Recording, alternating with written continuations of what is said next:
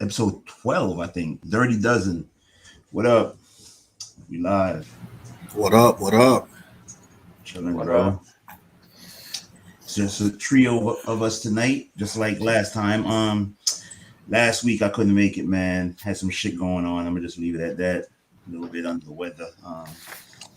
But we here tonight. Missed last week for Jay's handicaps, man. I feel bad, but we gonna carry on tonight, going into week 5, man. Just keep it Oh moving. yeah, we good. I had some Yeah. winners though. Oh, you did? Yes, sir. All right. So since we missed last week, let's just start with that then, man. How'd you hit last week? We got on the last week. We took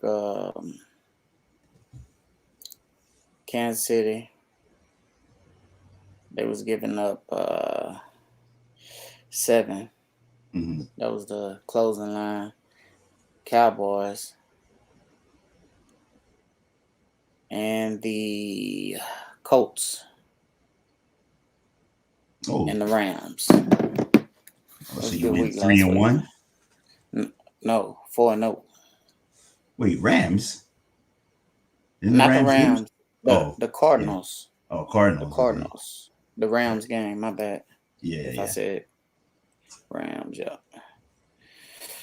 Yep. So it was good, man. I like last week the Kansas City game was setting up with the Eagles coming off a loss. I love Dallas last week beating the Carolina. That was their first real test, in my opinion. Well, the Saints was a good game for Carolina, but that Dallas, I knew Dallas offense was gonna put up over 30, which I kept saying in the room. And that game closed out at Dallas giving up 4.5. And then the Colts against Miami. I didn't trust Jacoby Brissett at all. So that was a dog. They was getting 2.5 points. And you had the Arizona Cardinals getting money. They was getting 3.5. So Yeah, they spanked them Rams. yeah. What did we up say in the Discord? Curry Goat? Yeah, Curry Goat. Yeah. They smacked them around a little bit. So yeah. Last week was good, man. But I did some picks for the wife, and she only lost 2 games. So, and that game was the Giants game, and the other one, what was the other game? The other game was the Titans. I couldn't pick the Jets, even though I did like the Jets to cover, but couldn't pick that game like that. So she only lost 2 the whole week, won a pot. So that's what's up, man. Congratulations. Yo, Mike, one of our guys in Discord, man, 125 G's on Daily Fantasy. Two separate games. One paid out 10 grand, one paid out 15. So shout out to Mike, man. He won a trip to Arizona, right? To play in the finals or something like that. So for a chance to win like $500,000 or whatever it is. So That's right. Yeah, that's shout out to Mike. man. Shout out to you, Mike. That's the way man. to do it. Put the big boots on. Word. You say he going out there in black Timbs. I feel him on that one. Ski mask way. Black hoodie. Yeah, yo. I was trying to figure out what was wrong with me for this season, man. Like it was something felt off about the season. I couldn't figure it out, but going into week 4, I nailed it. It was because my team had won, yo. I had no taste of victory yet for the season, so that's hard, man. Going into the season like 0-3, and then you biting your fingernails for a week 4 game against a bum like Jacoby Brissett. I'm gonna say he's a bum on this podcast, man. So that dude started 2 seasons for us, man. So I've seen him up close and personal. I do not like him. I don't think he qualifies as a backup in this league. But somehow he has a job. But shout out to you, brother. Make your money. But yeah, we got our victory, man. And it feels good going into this week. We got a Monday night game against the Ravens, but for some reason I feel confident about that game. I don't know why, because I'm foolish. But I don't know why either. Won't be taking y'all this week, man. I can't do it. I feel you. What about you, Kev? You guys won the first game last week against Jacksonville. I before we get into the Bengals, man, I'll say Trevor Lawrence is on his way, man, despite his coach. We'll talk about Urban Meyer a little bit later, but Trevor Lawrence impressed me in that game, bro. Just watching how he played, in this fourth game. But what do you feel about that game, Kev? I know it's a while ago now, but any thoughts on it anyway? Well, I mean, that first half was for the Bengals. It was very, very disappointing. I was very angry for obvious reasons. For those that obviously know me, I'm a lifetime Bengal fan, born and raised in the Natty, and we haven't won a playoff game since 1990, bruh. 1990. And then, just the history. Hell, if I just go just for go back to 2011 when we drafted AJ Green and Andy Dalton, and we go to 5 straight playoff games, and we lose all 5 straight in the first round. Yeah. We have this reputation. I mean, it is what it is, that the Bengals can't perform in big games. They can't win playoff games. They can't win in prime time. Primetime games, their record is horrific. So for me to experience this once again on Thursday night, I was furious, bro. This was a special night in the Natty, real talk, because Cincinnati, Mike Brown, the owner of the Bengals, has, for whatever reason, I know the reasons, but I'm not going to get into it, but he has been resistant his entire tenure of owning the Bengals, since taking the franchise over from the late Paul Brown, of having a ring of honor. Mm-hmm. And it was actually his granddaughter who is now in charge of public relations, and she's doing a fantastic job, in my opinion. She's the one that convinced Mike Brown finally to come out of the dark ages. So Thursday night was the induction ceremony for Anthony Munoz into the Ring of Honor. Mm-hmm. Cornerback Ken Riley, who played in the 70s. The guy has 60 interceptions, but he can't get into the Hall of Fame. But he was inducted Thursday night into the Ring of Honor.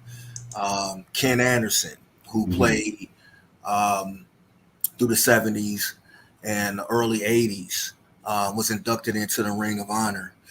So it was a big night for the city of Cincinnati, man. It's been a long time coming, and to see them kind of come out, man, and just lay an egg and be flat. A short week. We came off of a big game against the Steelers, another place that we traditionally struggle to win at, and we got a win in Pittsburgh. So I was hyped for the game, and then they came out and laid a dud. But let me tell you something, Link and Jay. I'm so geeked about Joe Burrow. I can't stand it, bro. Who is real? He real. And I saw some cut-ups, man. The NFL. He was actually mic'd during that game, and I actually didn't get a chance to look at it, hear the audio clips until late this morning. And dude, he had me so pumped, man. So when they're losing, getting dominated, quite frankly, in that first half, and then they come out third quarter, and you hear him on the mic, man, and he's like, "Enough of this shit." That's a quote. "Enough of this shit." Yeah. And we gonna score. We have to score, and we're going to score. And he's telling the dudes on the sideline, telling his offensive lineman, he's telling anybody within an ear's distance of hearing him. And then he come out, man, and he's poised and he's making plays. And he is a leader. he is a quarterback, the quarterback that I've dreamed about having, man, for a long time, man. Really since we had Boomer Esiason. Quite frankly, I'm not trying to disrespect Carson Palmer, but hey, man, it is what it is. So that's my quarterback. I'm excited to have him. I'm glad we got him, bro. I think he's special. He's got something. Even when we played the Bears a couple weeks ago, and he threw 3 straight interceptions, and I was like stunned, like, what the hell is going on? But then what nobody talked about is immediately after throwing those 3 picks back to back to back, he comes back and he throws 2 touchdowns, and he gets us back in the game. We lose it to Chicago 20-17, but we still had an opportunity to win the game. That showed me a lot about this guy's moxie and his ability to shake, bad plays. And then for him to come out, and then we beat Pittsburgh, and then we come out and we grind out this win in comeback fashion against the Jacksonville Jaguars, bro. I'm happy and excited to have Joe Burrow as my quarterback. He's supposed to be in the Natty, and he has this city for real, man, by the nuts, for real. This city is so thirsty for a winner, and for something to be excited and to cheer about. So he's got this city, man, and anything and everything that he does from this point forward, bro, in my opinion, it's just gonna be lovely, man. So, as far as the game itself, man, when we run empty, which is a dangerous package to run, with some of these better defenses, but he's not scared, man. This dude is not afraid. He actually demanded, from what I was reading this past week, he was demanding from Zach Taylor, like, we got to go empty. We got to do it. Wow. And Zach Taylor, signed off on it, obviously. And you saw what the results were, man. I texted Primal, not the Thursday night game, the Sunday game before that, because he had throw a pick in that game. Receiver popped the ball up and it got picked. And I texted Primal. I said, why do Bengals go empty so often? And he said, because Joe Burrow likes it. I was like, say no more. I was like, that's what it. He likes. Yeah. That's what he likes. He's very comfortable with it. Right. He's very comfortable, man. And you have to kind of pick your poison with that, with your opponent, but he's very comfortable with it, and it causes, quite frankly, for a defense, man, for most of these defenses, it will be a problem. There are some out here that when we match up against them, I'm looking forward just to see, if how much they run it. One quick thing too, Lincoln, in this game, I had to go back and watch the replay talking about the Jacksonville game in that second half. One thing that they did do that we don't see a lot out of Zach Taylor's offense is they went 2 tight ends early in that third quarter, and it ultimately to get the protection and to establish that run a little bit more. And Joe Burrow was able to get the play action going, and then after that is when they went, for the most part, went solely empty. If you go back and look at the game. And it was lovely, man. It was a beautiful thing to watch as a Bengal fan. And then real quick, Link, I got to give a shout out. What a fucking dope weekend, bro. I was so lit this weekend. The city of Cincinnati was lit. But I got to get a shout out to the Cincinnati Bearcats, ranked number 5 in the country. Yeah, I saw that. Touchdown, Notre Dame. Yep. We whooped that ass. Ass. So the city of Cincinnati, man, like I said, we don't get a lot of opportunities, man, to shine on the national stage. But this past weekend, we did that. So I'm hyped, as you can imagine. Yeah, I had one eye on that Bearcat score Saturday, man. I was like, yo, these guys must be hyped. Because it wasn't looking good early on, but you guys took control. And then that just beat their ass. So, yes, sir. Yeah. Notre Dame is always a good school, so I guess you guys are on the come up as a college football program. Are you guys always good? No, I mean it goes in spurts, Link. It's been going in spurts. I mean, I don't know how much you know about Notre Dame and the Bearcats, but Brian Kelly, who was the head coach of Notre Dame, used to be the head coach for the Bearcats, and he actually took the Bearcats. I believe it was 2007 and 2008. Yeah. Where we went. Well, he left them motherfuckers. And then he left, but we had Yeah.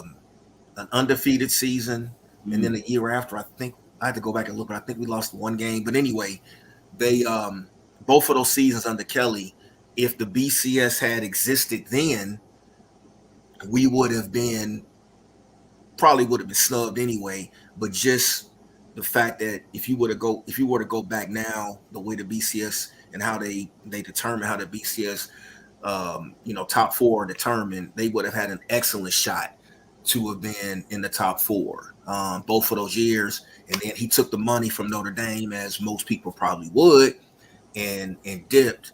And then we had a fall off for several years, and then they dipped into the trough of Columbus, Ohio, at Ohio State, hired the coach Luke Fickell, and this dude has turned out to be a hell of a coach, man. I had a lot of questions about the hire. Wasn't sure if he was the right guy, but he clearly is the right guy. I don't know how much longer we're gonna have this guy in the Natty, but what I tell everybody here that are Bearcat fans, and it's like, look, man, just enjoy it while you can. Cincinnati, for whatever reason, Link and Jay, seems to be a hub, not just for football, for basketball. We get good coaches. We get wins. We get NCAA tournament appearances. In the case of college football, he done built this thing, dude, with primarily with 2- and 3-star recruits and a smattering of 4-star recruits. Right. And he's built this thing developing talent. So I'm just very proud of where this program has come. I don't want to dominate this with this topic, but bruh, if I could tell you some stories, Primal can tell you some stories that go back to the 80s. This program in football in particular, and basketball, quite frankly, were laughing stocks. So to see how far they've come and what they built this into, and the amount of money that is being pumped into both the basketball and the football program, it's amazing, man. It's been great. It's been great, bro. So I'm loving it all. Yeah, good luck the rest of the way to the Bearcats, man. And basketball is starting up soon too, right? So oh yeah. In the preseason, I watched that first half of the Lakers. Hey, what about you, Jay? We ain't talking about that Buffalo game, or we are gonna move on to something else. How was your weekend this past football weekend? It was good, man. Had a lot of great action going on. Yeah. Besides the Texans, it wasn't nothing to look at, but everything else was starting off with the Thursday night game. That was a hell of a game. Went down to the wire. I enjoyed the Giants and the Saints game. More so Saquon Barkley. Mm-hmm. He looked like he's getting back to full strength. And was intrigued how Sean Payton coached down the stretch of that game. He had Taysom Hill out there when Jameis was like 74%, man. Completion percentage throughout the game. I don't. He playing like not to lose the game, but you got to go out there, man, and win it, bro. They got some shit on their hands. If you gonna either cut him loose or you gonna go ahead with Taysom Hill, No, man, and y'all game wasn't. It was okay. A lot of hard hits in that game. I enjoyed the Cleveland game. Watching OBJ. OBJ was getting open, getting busy. Baker missed him 3 times. Wow. I'm gonna send you a clip. You can play it on here. So it was see what actually I'm talking about. But he was open, bro, 3 different times, and they would have been touchdowns. I just sent it to you, and that clip shows what he was supposed to be. How Baker missed him, and Baker missed him bad. Baker had a bad game, but it was kind of impressive to see that guy. He back. I think he back to himself. So, and kind of the reindeer games they was playing over there, fucking bullshit. He wasn't ready. Then Jarvis get hurt. All of a sudden, he's ready to play. I don't know about some of these coaches, man, but yeah, that was a good game, man. And I don't know. I enjoyed the Patriots game Sunday night. That was a good game. Yeah, that was Tom a good Brady one, man. Yeah. spent 20 years in New England, and see him go back and go out there and he had to fight for that win. And Dollar Bill played him very well. Yeah, the weather played a part, but Brady been playing in that shit for years, so Yep. I don't let that become an excuse for how he played, But I thought the Patriots mixed it up on him, played different looks and coverages on him, and made him uncomfortable. So Matt Jones went, I think at one time during that game, 19 completions in a row. So that was kind of impressive. Mm-hmm. Even though the passes wasn't deep, they was short to intermediate, but still 19 in a row completed passes. That's pretty impressive.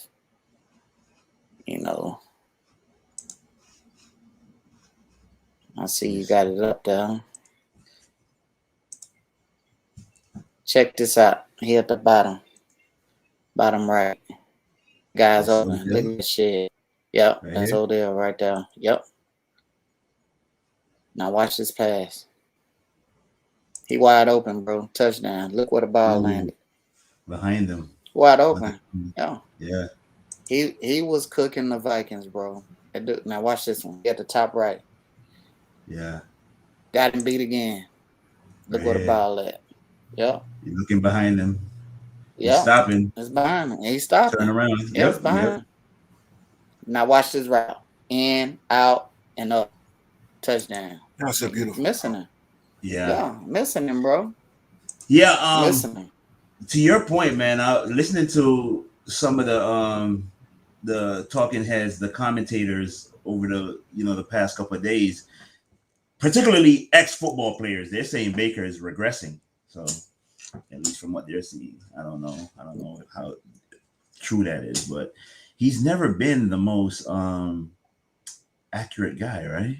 So in the NFL, and he was hard on himself after the game. He know he got to play better. He know he missed Odell all 3 times, so he took the heat for it. But see if he can correct his mistakes. But they're lucky they won. yeah. I thought that was for a hell of a game, though. Mm-hmm. And Kareem Hunt, man, that 1-2 punch they got. Shit. It seems like Chubb comes in there and softens them up. They pounding them up the middle, then they come and Kareem Hunt just come on the scene, fresh legs, and just he look way faster than everybody, man. I don't know if that's because the defense is fucking tired or what, but they got a hell of a combo going, and that run game gonna take them somewhere. They just need the quarterback to play a mistake-free football, really. And they got a pretty good defense. I like what Cleveland got going on over there. Outside of week 1, I haven't watched them much. I'm paying attention to the score, and I haven't even checked them out really on the shortcuts on DirecTV Sunday Ticket. But I got to pay attention a little bit more because they're definitely winning. But more division games. I want to see more division games from them. For me, man, it was a good weekend. Like I said, we got the W. I don't care who it was against, what quarterback we played. I needed to see that.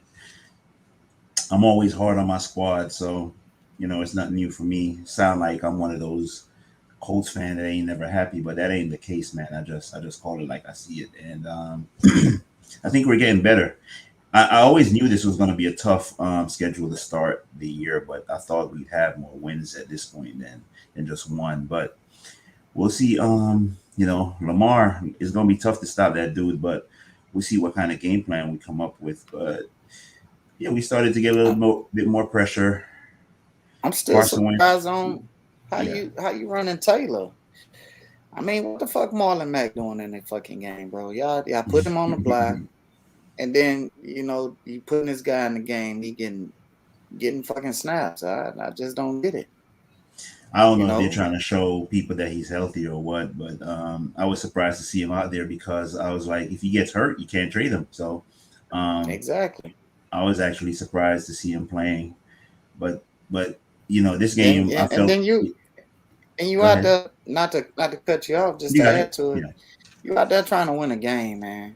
You keep your best players on the fucking field. This ain't a showcase, to put somebody. You do that shit in preseason. If you want to shopping, you should take care of that business on the off season. Yeah. That you owe to the other guys, man. So if they were showcasing the guy, wrong idea. They thought he could do something. The game plan, if he was involved in the game plan, then okay, I can run with that, even though I disagree with it. But Jonathan Taylor and Nyheim Hines, the only two should have been playing. My eyes, really, Jonathan Taylor and Nyheim on passing downs. Yo, I saw something on Twitter. I didn't save it. I need to start saving these nuggets when I see them. It was showing the touches for Nyheim Hines over the 4 games, and I think he only touched the ball 4 times last week. So it's strange the share, the allocations of touches between the 3 running backs.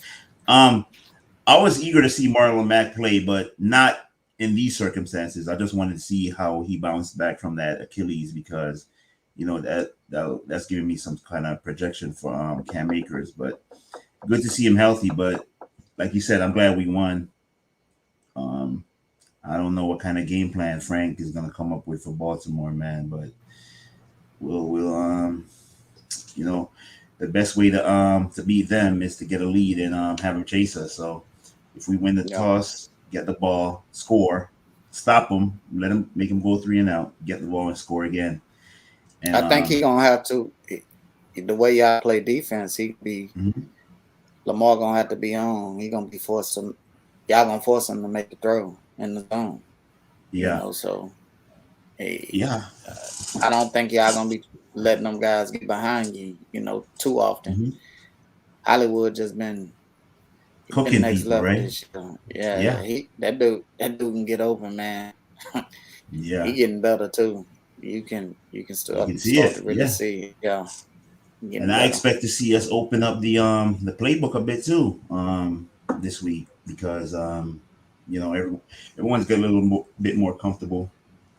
Right. The quarterback's getting a bit healthier, and I expect them to practice some this week. So I think we'll start to see it open up a little bit more too. Been very conservative the first few weeks for the right reasons, but now it's time to start. We ain't got nothing to lose. Look at the record. So ball still warm. Can we all agree to say that Jacoby Brissett is not better than Tua? Can we at least get that? Yeah, that was nuts. Whoever was saying that crap. I've seen that dude play enough games to know what he is, man. That dude that dude belongs in the same. Blaine Gabbert is better than Jacoby Brissett, bro. I'm trying to tell you, man, guys.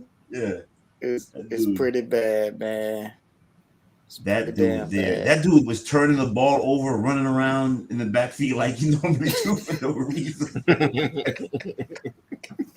Yo, Jacoby, boy. And then when the game's over, that's when he want to throw the ball down the field. You know what I'm saying? In garbage time and look good. Yeah. So.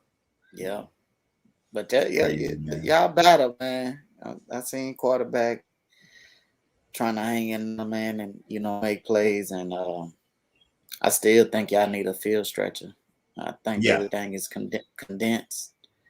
Because you just don't have the personnel for it. But what's the word on TY? Still ain't ready yet. At least that was for last week. We didn't practice yet this week because it's a Monday night game. So Monday night, we'll find out more tomorrow. But I don't think he'll be ready. And Paris Campbell ain't doing what he he's supposed to play that role. He definitely ain't getting it done, or at least the quarterback ain't targeting him. So, um, yeah, we need that though. We need to be able to get some chunk plays for real. Yeah. Instead of running crossing routes and trying to pick up run after the catches, we need to throw some 40-yard passes, man, and connect on a couple of them. That'll I definitely help. seen Mo Alley Cox. He was kind of making a couple of plays. Yeah. Mo Alley Yeah, Cox. he's a specialist. He's a big dude.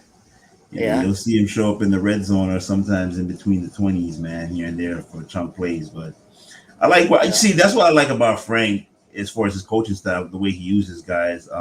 Because sometimes these defenders, man, they just turn guys like Mo Ali Cox loose, like because they haven't shown up on tape for weeks. But you know, I just need to see more, man. And Wentz got to hit a couple of those red zone throws. They're open. You know, just connect, man. I seen another pass he missed too. That was on the first down. One trip in the red zone. That dude was open too. He Hmm. missed him. Yeah, I see him, Yeah. and every time I see him, it takes me to Discord with guys, you know, saying he's inaccurate and stuff like that. But then you see him Right. throw another beautiful ball. So as it goes, we'll see. But You need a I'm little not. bit more consistency out of him. That's what you would like to see. Yeah. Oh, look who it is! The Super Bowl champ, Bucko is joining Yo, us. what up, fellas? Sorry for the tardy. We got kids around here. What's going on? What up, But man, what up, So, Bucko? Bucko. we just talking about week 4 and all that shit. You guys won, right? Yeah. You guys went up to New England. Jermaine had touched on it a little bit, but we didn't expound on it too much. Yeah, Um, sloppy football game, but you take the W no matter what. yeah, yeah. I actually like the game plan New England had against about not running against y'all, and Mac Jones showed something, right? He wasn't throwing it far down the field, but showed he can manage a game, right? And that's. I mean, I've seen worse, Yeah, especially for rookies. So this defense has a tendency to make even marginal quarterbacks look competent. So, just to be fair, I mean, if you run a bunch of 7-yard digs and 7-yard slants, you will have high completion percentage, and yeah, you will move the ball down the field. But they didn't score. That's what matters to me. If we hold a team under 20, we should win every one of those football games, no matter what. yeah. So, Yeah, we need to see him throw the ball down the field a bit more. Do they have weapons for that though in New England? no, Not they yet. don't. No. Yeah, so they're just playing with the personnel they got. But I like their ability to game plan, man. They didn't. Did they attempt to rush in that game? Yeah. I think that they ran with Bolden a couple times, and the Damian Harris had a couple carries to start the game. They ended up with -1 yards rushing for the game, Wow. so yeah, it was pretty bad. Did so? Y'all let the Panthers get Gilmore. Well, we didn't let him. The only way we could have got him was in the scenario where they cut him, like where we could restructure and get him where we could afford him. We couldn't have traded for that salary. And then when the report came out, he wasn't trying to restructure or do anything like that. He in fact wants a new contract worth north of 15. That made him out of our possibility to get because we only got $3 million left on the cap. Well, we couldn't fit him in there unless he was coming to try to get a chip. But obviously, he's trying to get money. He already got a chip, so he wants to get paid for his career's Nah. over. Yeah, I could have. Everybody could have had a shot at him. Yeah. If the Patriots would have got a big enough compensation, like a 5th-round pick, shit, that's where he would have been going. Yeah. And I mean, nobody gave him nothing higher. Right, but And that's a it's the money aspect of it for us. We couldn't afford his contract. So, well, you kick the can down the road on another guy like Brady. yeah. And shit, if he retired, he come off the books anyway. So you could have gave him an extension. Yeah. But Hey, I so think though bringing him over there though it would have made the cornerback room crowded when them guys come back, and I ain't no telling where that shit would have went. As Yeah. far as the young guys that's hurt, that's out. You already bought Sherman. Bring him over there. I don't know. Yeah, Murphy Button, he would have played, but I don't know about Dean. Yeah, know, well, if the Dean's already back to practice. He practiced today, so there's a chance that we get Dean back for this week. But Murphy Bunting and Carlton Davis, we're still looking like another 3 weeks or so for both of them. yeah, cool. So the what do you think this does for the Panthers, man? They lost that game to the Cowboys. They got spanked. I'm happy about that, Tone. So does this make them better? Does this make them a contender in that division? They haven't played the Tampa yet, right? So I'm I look at it. I'm just gonna get this in. Y'all can have it, but yeah. you only make this kind of move if you think you're gonna do Can win something this something. year. Because Yeah. and I don't get it. And maybe they feel like they 3-1. I mean, but Right. shit, look at the teams they done played. Right. I mean, I agree. They, you know, you really don't know what this team is. I guess you think you a better team than what you are because you hung in there with the Cowboys, but Right. they Right. trying to fix their defensive problems. But I don't think you make this move unless you think you're a contender. Dude, we sharing a brain. That's Yeah. the first thing I thought when I saw that. I'm like, wait a minute, man. They going all in or something? Like they try. I know they got injuries at the position and all that, but to make the trade, right? Like I It gets your fan base. I mean, you guys have to keep in mind too, man. This is about making money. This is about, Carolina is a small market team, so you get a guy, that gets to come back home, basically, so to speak. Matter of fact, I read today that he lives in very close proximity to Rock Hill.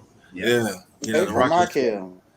So to me, man, you get the fan base excited. You got the national media talking about it. You got guys like us on the podcast talking about you. So to me, it's. I mean, why not do it? Even if we legitimately don't think they can win a chip, I mean, why not do it? Why not do it? Well, I thought it was sorry, Bucko. I thought it was so strange because last week they traded for C.J. Henderson. They already made a trade, so I guess they're trying to have the best secondary in the league. I guess when these guys come back. Hey, well, I mean, let's look at Tampa Bay now. I mean, if Tampa Bay is at full strength, you're talking about, AB, Godwin, Mike Evans, Gronk. They have 2 games coming up, right? They got some answers now for you potentially if it if it works out the way they want it to. Right. Yeah. They got some answers. Well, we don't play them to the end of the year, so Gilmore's able to come back week 7. J.C. Horn is out for the year, right? He's not designated to return. He's done for the whole year. He's done. Correct. Right. So the little bit I've seen of C.J. Henderson, all he is fast. He's not very good. Same with the other guy, Deontay Jackson, that they got at LSU a couple years ago. So they got speed on the outside, but they're not really that good. Stephon Gilmore, a couple years ago was Defensive Player of the Year. Last year was hurt a lot, kind of played not well. This year coming in, he ain't taken a snap yet. So I don't know what you're getting from him. And then for Carolina, like what you said, you make this move if that's the player to put you over the edge. They're not even guaranteed to re-sign him next year. So you did this for this year. Well, you're not going to beat the upper echelon in the conference, I don't think. Right. I don't think this really does anything for them. But conversely, let me say, I'm happy he went there. I'm happy he didn't go to Buffalo or Kansas City or Green Bay or New Orleans. I'm glad he didn't go there because those guys could actually beat us with that guy. Mm-hmm. And that guy had a gruesome injury that people might not be aware of. He tore his quad. Yeah, and it was one of the bad terrible injury. ones. Yes. Yeah. Yeah, I remember. That could have ended his career. So I don't know, man. Dollar Bill don't make moves like that, and maybe the Patriots want to get rid of him because they kind of know where their season is going. I think this is more they're going to be getting ready for next year. They throwing in the towel already. Yeah. I mean, shit. Look at where they at right now, and I mean, I think they gonna fight, But Buffalo is prime real estate for that division, and whoever gonna finish in second, and will that be enough to get you a seed in the playoffs. I agree. Yeah, and he's looking at those teams in the AFC West like, nah, we ain't messing with them. Yeah, right. Yeah. Bill, man, he has made mistakes with not paying like Richard Seymour, guys like that. But man, 9 times out of 10, or I ain't gonna say 9, probably 7 out of 10, 8 out of 10, he making the right move. He sees something, and it's either that he doesn't trust where his team is or where they're going. And I don't think with his kind of mind, the way he thinks, the winning mentality, he brings to the organization, he probably never think he's out. But at some point, he probably didn't want to pay that money. And Stephon wanted an extension 2 years ago, and he never gave it to him. So, and then he got hurt last year, so it was in the making. It was just a matter of when this trade or when this cut happened. So if he was traded or cut, so. Let me ask y'all a question though, because I've talked to a couple of y'all. I think y'all kind of share a brain with me on this, but do you think Carolina is really an elite defense, or do you think it was the 3 opponents they faced to start the season, and then when they finally played the real offense, it's cute.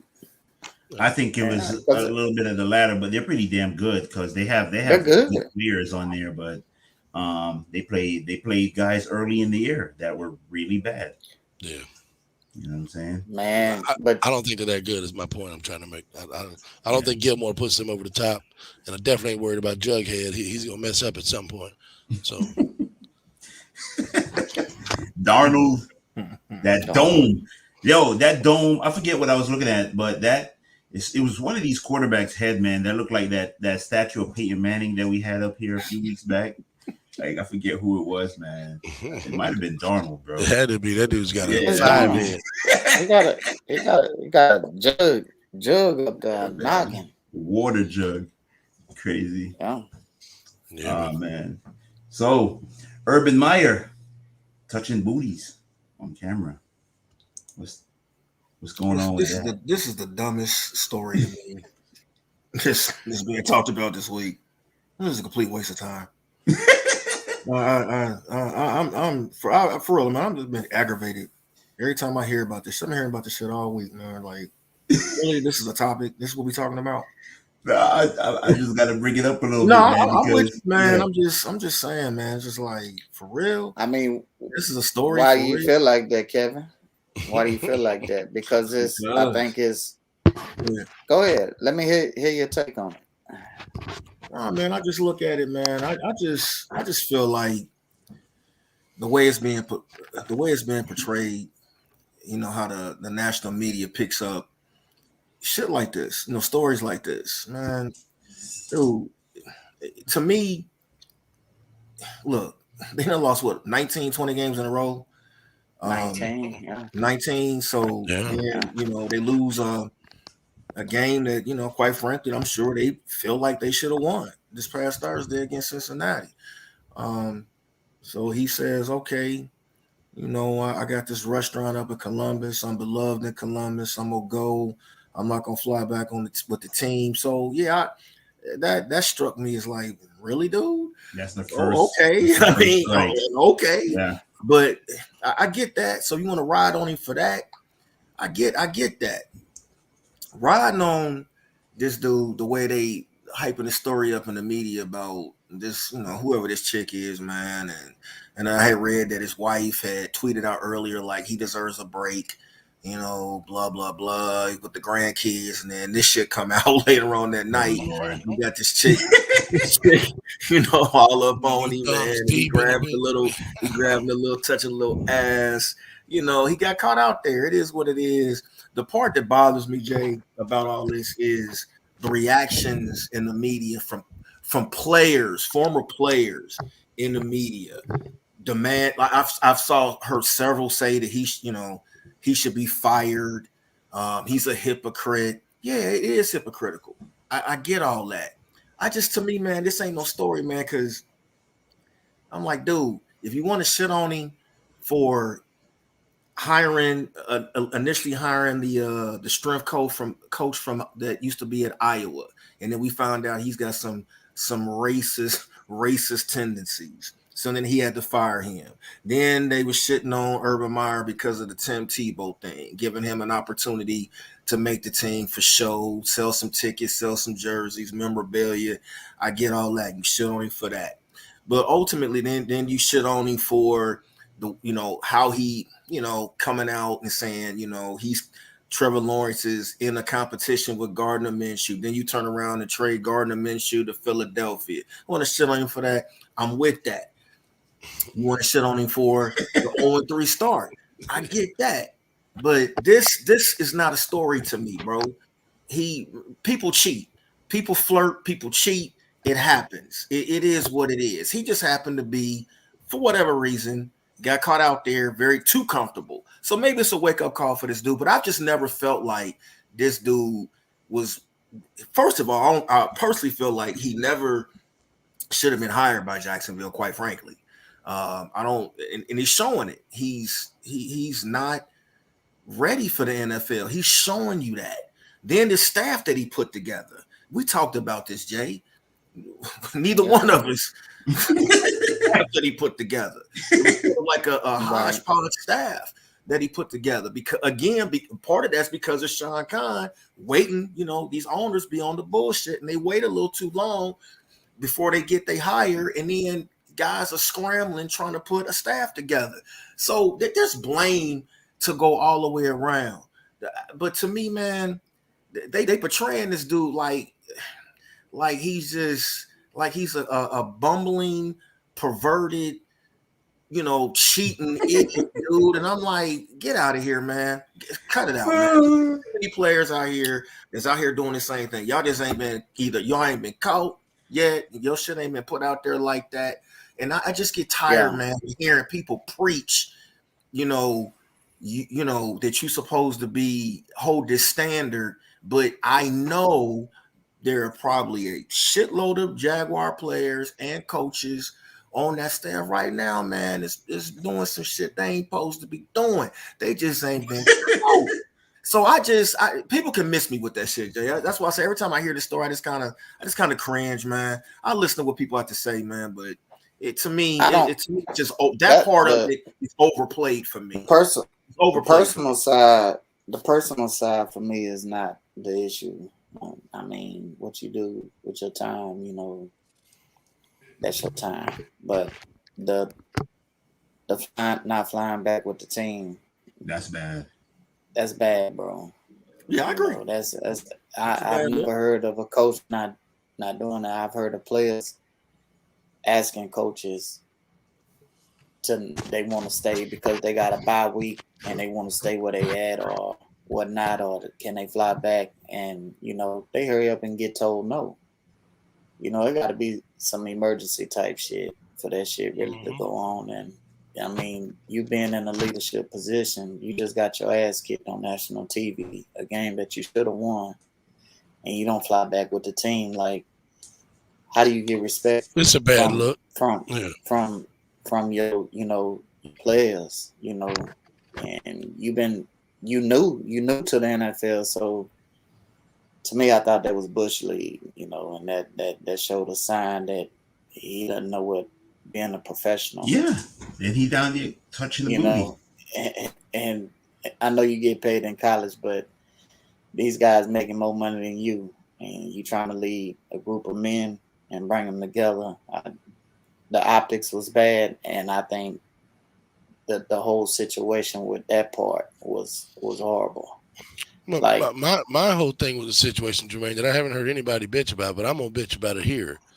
I'm tired of people, these grown ass adults, bringing out their phone and just filming other people living their fucking lives. You damn perverts. Leave people alone. If Urban Meyer want to be a freak and stick his thumb all up in waitress booty, let them live. But you don't need to be recording the shit, trying to make money off of someone's demise. That shit's trash to me. But Urban Meyer still, you can't sit here and preach accountability and family and yada, yada, yada. But you stayed back from your team to put your thumb up a waitress' butt. That's what you did. And, you got caught because people are wrong. The whole situation's wrong. Like, Kev, I'm annoyed with it. I really don't think something like that should cost you your job because you're a sexual deviant. I think it's hilarious. Shad Khan laid down the law though. Basically, you will not be fired. You gotta quit, motherfucker. So, you better Well, do. Yeah, hey, you made a that's commitment. Yeah, that's a money contractual Oh situation. yeah. yeah. I He doesn't know. I want to be know. held liable for, Yeah, if you you fire, don't you want got to to pay pay a the guy. guy. Yeah, Yeah, he ain't gonna let him get out of that easy. I, He gonna let him I go like through the this. fire. Yeah, I like this statement though. That put a little heat on Urban though. Like you gotta decide what you gotta do, But man. Yeah, but when you start putting all the tea leaves together from the he out of shit there. that he ran in Florida, fucking with killers, hiding Okay. shit. Yeah. It's Yeah. certain shit. You Damn. you can cover up, man. Mine, but the shit that them guys was doing and that shit came to light, and like you had fucking Tebow over there, like he's portrayed as some saint, or God, whatever you want to call it. But he had this following, and it's like that was like all in water to me. I never saw how that team jailed, but they went out there on Saturdays and kicked the ass in Florida.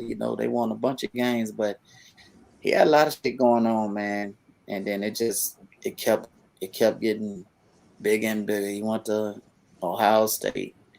I don't think it was to that level with the Florida team, but I mean, and then he comes to the league, and you have this shit, man. I just fucking Urban Meyer, he need to act his age, man.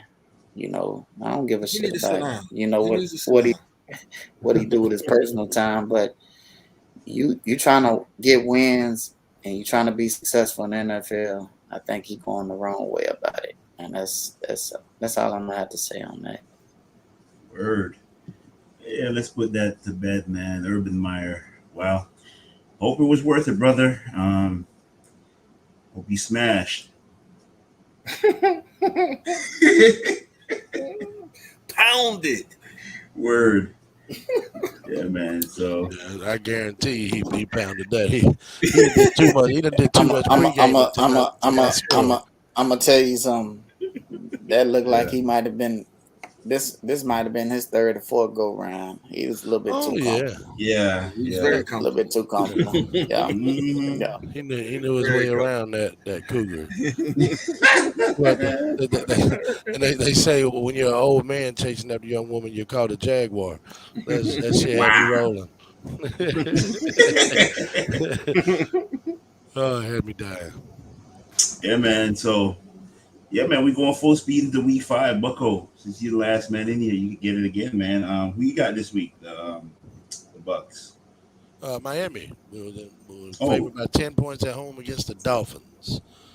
you get Uh, to beat up on Jacoby. Damn, and yeah, Dominican Jacoby must was. be Watch, we're gonna make Jacoby look like a beast. Watch what we do. what? I mean, Nah, man, I dude, don't think that's possible, dude. You nah, gonna have you gonna I'm have being like facetious. 3 score lead before he unleashes beast mode. If they had decent offensive coaches down there in Miami, I'd be worried. 'Cause, I mean, I like Flores. I like him a lot. I like the message he's sending, like the way he's building the defense, things of that nature. I don't like the way he handles his coaching staff. Like you got 2 offensive coordinators, and neither one of them call the plays. You got your quarterbacks coach calling play. Like they don't know what the hell they're doing down there. They don't have no identity. They don't have no running game, no offensive line really to speak of.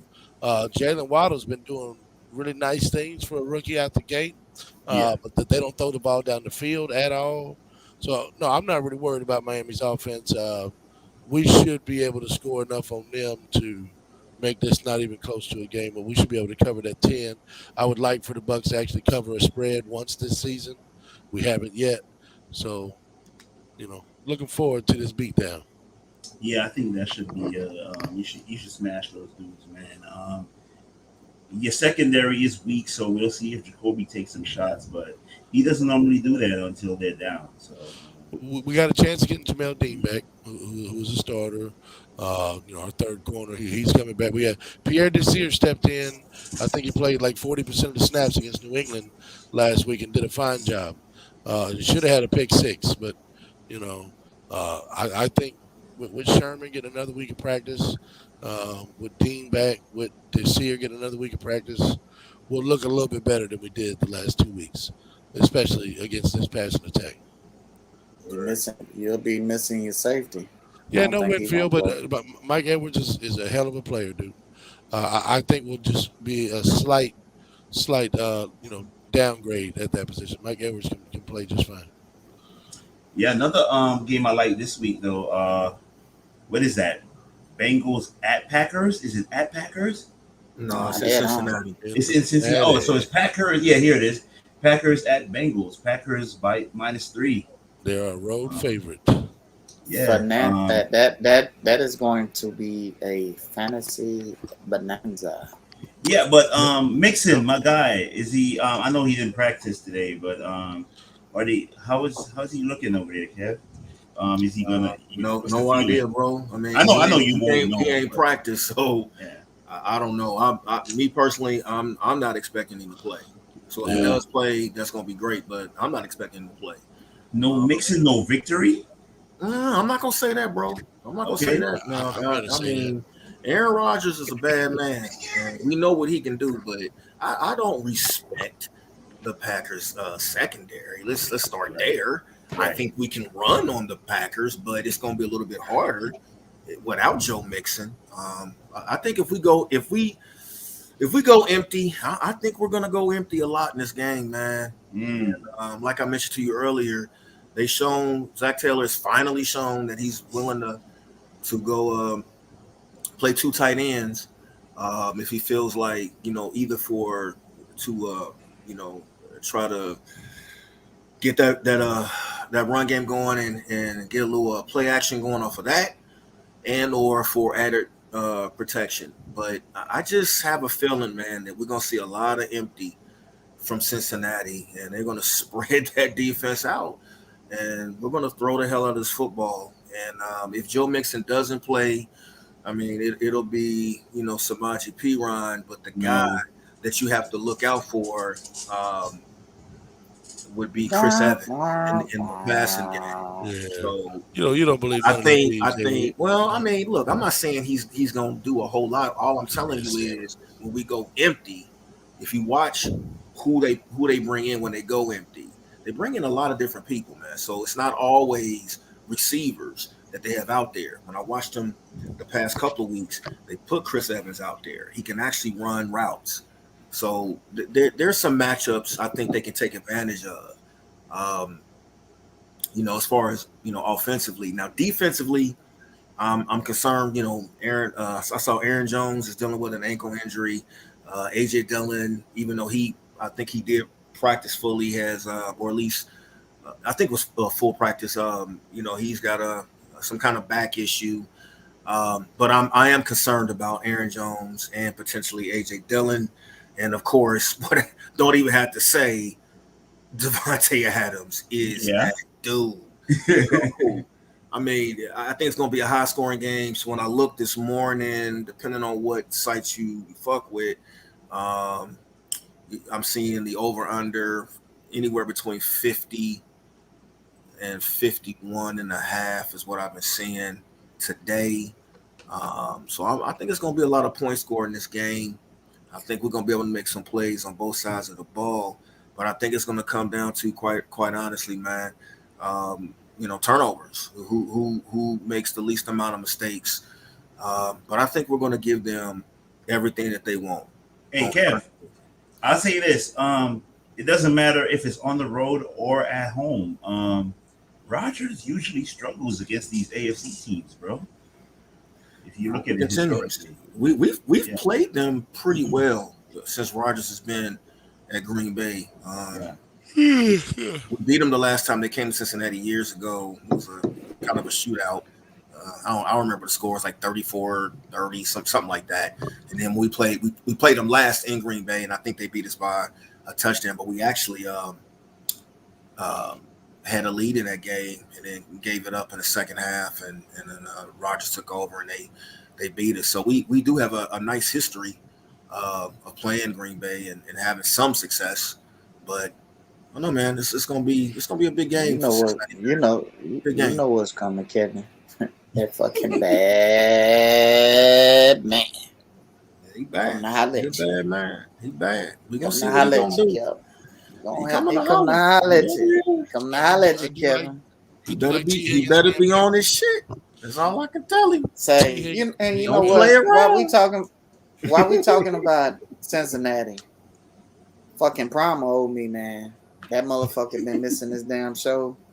He owed me 8 shots. Wow. Because I ain't got my shit from 2 weeks ago. Wow. Take your shot. Yeah. Interest. Yeah. Well, we gotta get him a shot. I'm gonna do a shot for you right now. Hey. I appreciate it, Kevin. That is. Matter of fact, let me do one more. This is for Aaron Rodgers when you come to the Natty. Do you see how easy it is to drink that girl's liquor? When you drink that Fireball, he get to talk. No, I'm on tequila. I'm on tequila now, Bucko. The things have changed. Okay, Don Julio. Don Julio. I got a bottle over there. Don Julio. That's my thing right now. But yeah, good, man. I'm excited about this game. It's gonna be a hell of a game. I think it's gonna be good. I don't think you should be that excited. I do think having T. Higgins back, that's good for you because Kevin King is awful, just abusing with that guy. But I really don't. I think the Packers are hitting their stride. No Joe Mixon, no ability to have any semblance of balance. I don't think that you're within a touchdown of this game. Damn, son. You told me last night, Bucko, you said you see the Packers winning like 31-20. Yeah. That's it. Okay. He said, I think it's gonna be 7. That's like closer damn. than that. Yeah. I hope it'll be closer than that. Y'all excited about the game for tomorrow night? I am. Rams Seahawks. Oh, I always like seeing when Russell plays the Rams. Yeah. Hey, they put up some classic Thursday night games. Bucko know what I'm talking about. Yeah. Oh, yeah. Remember that? I got some data. On them. Yeah. I love the Rams against these guys. That's one of my Chris picks Carson too. not practicing. Chris Carson missed 2 days of practice. I already took him out my lineup, Bucko. I don't think he's gonna play. Yeah. These guys, man. And that's why I want to watch it even more. Sean McVay recent history against Pete Carroll is a strong 4-1 ATS mark since 2019. He's on now, man, and that was with Jared Goff and the Walford kid, I believe. Yeah, he played in one of those games too. So Seattle, man, they don't have their hands full, man. Yeah, the Rams are chomping at the bit to get out there after that loss. Chris Carson is he's the anchor in that offense, even though they got them guys, but Pete Carroll still want to run the fucking football. So, man. Yeah, that's his identity, bro. They take on the identity of the coach. Yeah, they won't let Russ cook, man. Yeah. And I think one of them guys gonna be gone next year too. Yeah. It's either gonna be Russ or Pete Carroll. Somebody gotta go. Because this shit ain't working, and I know it's a new offense, so I'm trying to give it time to see if they're gonna hit stride around week 7. They should be clicking because it is new. But man, I know that guy want to throw the football, and he know he ain't got no fucking Legion of Boom. He know they got to score points. I think Russell looking at it like that. I mean, like Breeze once was looking at New Orleans. He knew he had to go score 35. This was when they wasn't making the playoffs, but he knew they had a horrible defense. He knew he had to go put up 35 points to have a chance to win the game. So that Seattle defense is horrible. Yeah, non-existent. They got one guy, Bobby Wagner, bro. Yeah, I think they might be last in passing stats. Tampa Bay has that distinction, bro. Don't take that away from me. We looked it up yesterday. Yeah, they sure do. Okay. I'm finna just They're look number at it one against the myself. run and last against the pass. Yeah, I think we're like Oh 50. well, Seattle 28. They giving up 292 yards a game. That's a lot. Yeah, they 28. So they look at this shit. Seattle 28, Washington 299, fucking Jacksonville 312, Dallas 315, Tampa 327. 327 yards a game. Like, yeah, now granted, we played Dak in Stafford, but you shouldn't be giving up damn near 300 to Mac Jones, man. The hell going on? And see, this is where I think that game is gonna be fucking won at because you got the you got the Rams sitting at 4. They passing game is 298 yards a game. Yeah. They rank 4 in the NFL right now. Yeah. Seattle owns the distinction of the worst defense in the league now. They're giving up 444.5 yards per game. Yeah. See, I know I was. Yeah, they was last at something. Okay. Yeah. Yeah. Yeah, last in total defense is worse than just being last in one. You Right, at the bottom right. of both, brother. Yeah. Giving up 25 points per game. Stafford is licking his chops to get back on the field to play against this defense. Yeah, that's kind of. I'm in quite a quandary. Go ahead, Jay. They last 2. This is important. They giving up 74 plays a game, bro.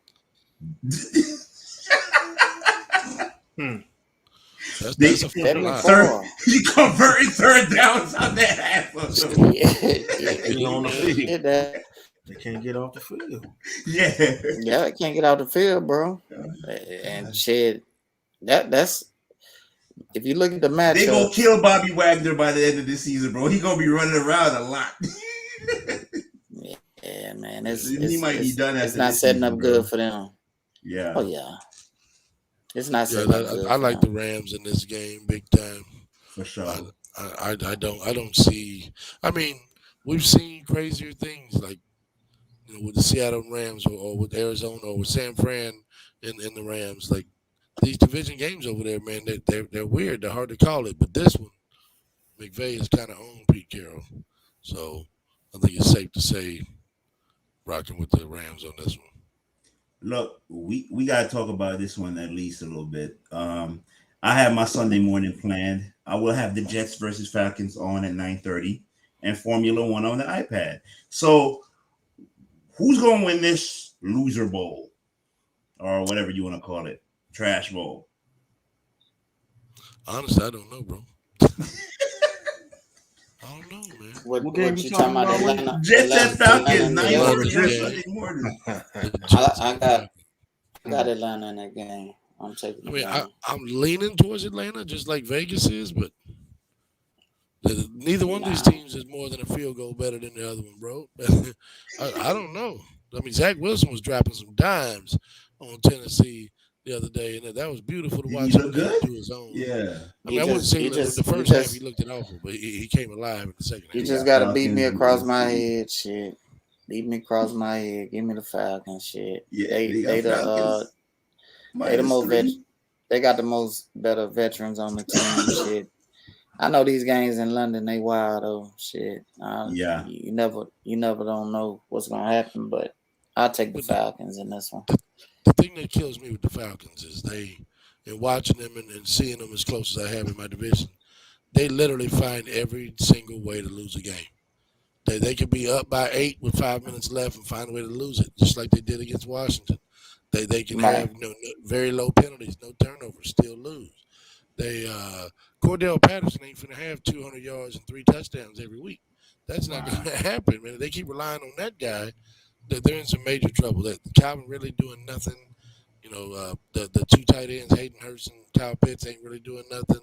They have no second wide receiver. Mike Davis has really kind of been a bust so far. I thought he'd actually get some semblance of a ground game over there. So I can't confidently pick the Falcons against any team in this league, even the New York Football Jets. That's crazy, bro. Like you just broke that down. Like, when you put it like that, it's hard to pick the Falcons, isn't it? Like Yeah. I mean, dude, they were up by 8 against Washington with 5 minutes left. they All look they had to do horrible. was get a couple of first downs, and they out there, you know, just tricking the game off, man. They're That's horrible, bro. I'm surprised at Matt Ryan. Taylor Ridiculous. Henneke. I think had 400 yards, bro. He How looked. many He yards did looked. Taylor Henneke have, Jay, in that game? Um, That dude was lighting them up. Terry Yeah. McLaurin was uncoverable. Mike, remember Mike and Mike won that daily fantasy thing with Taylor Heineke as quarterback. Right. they had Heineke had 290. That's all. Oh, that's it. 3 Yeah, touchdowns. that's it. Oh, they 3 won. touchdowns. Denver But at Pittsburgh. That game went into OT. Yeah. So, I mean, not OT. That one didn't go in OT. My bad. Correction. Yeah, I would've said that. I Yeah, thought it they went go- down to the wire. It went to the wire though. Yeah. My bad. We got your man Roethlisberger. He didn't practice today. Is he gonna make it through the season, man?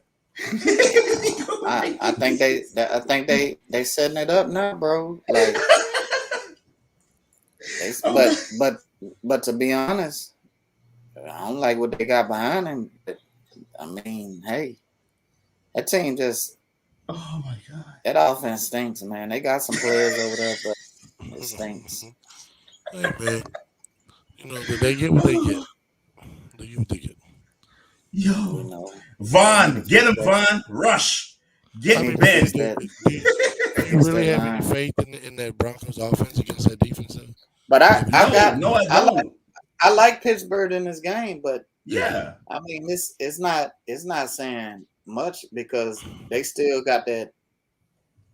They know how to go get a game, like, but it's no consistency. They at home, they gonna come, they gonna play hard, but can they generate enough points? I think they can get 17, maybe 20 points, and I think the defense gonna pin Denver down. Mm-hmm. They gonna come to play Sunday, man, because this make or break here. They got to win this one. They can't go They on. got to win this game. I got Yeah. Pittsburgh in this game. It's Yeah. make or break, shit. What They about gonna you, sink or Kevin? swim with this one.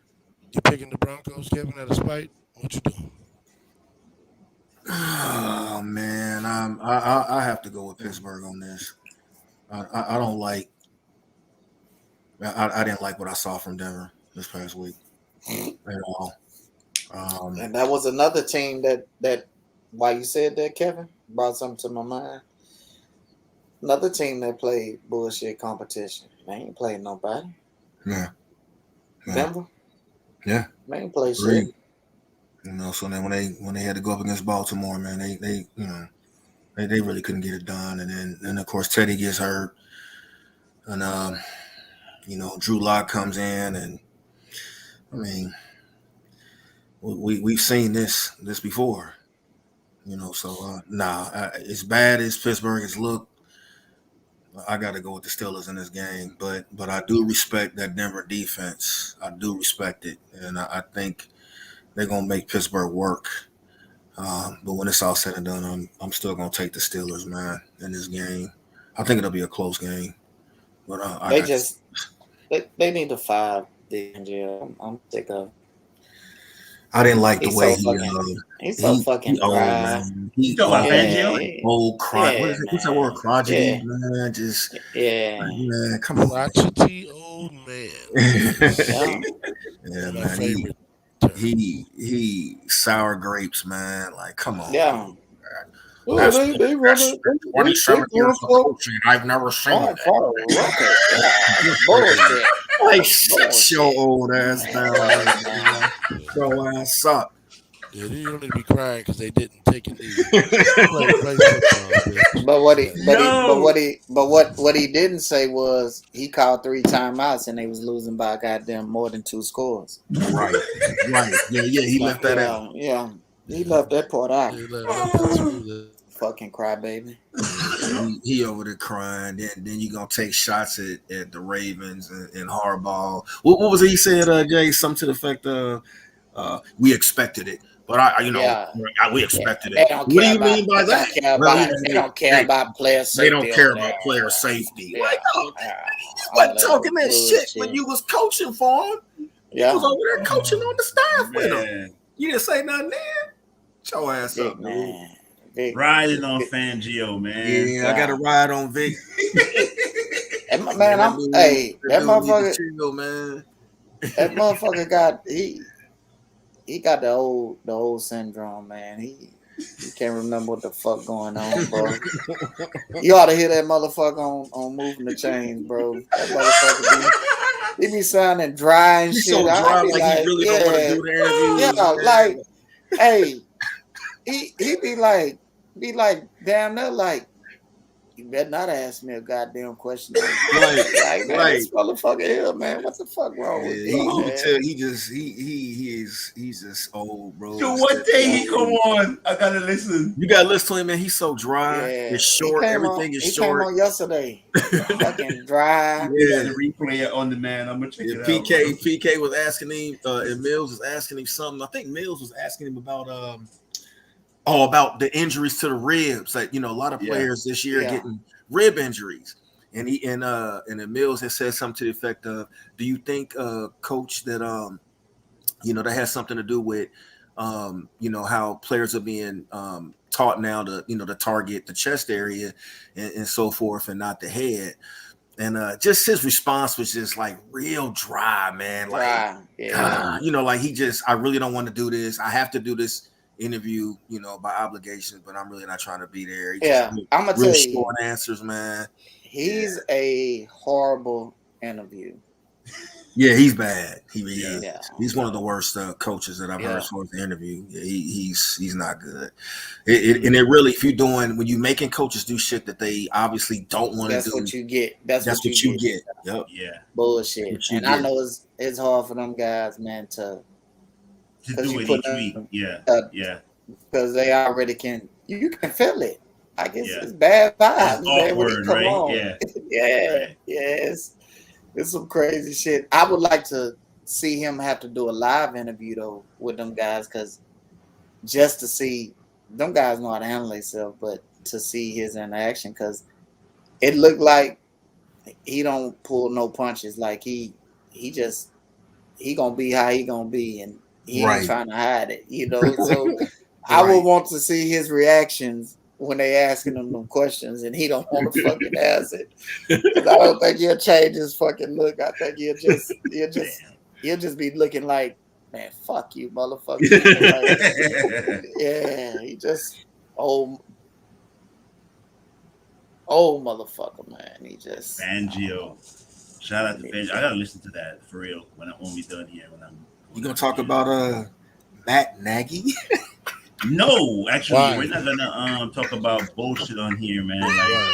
This dude doesn't name this quarterback. What, week 5?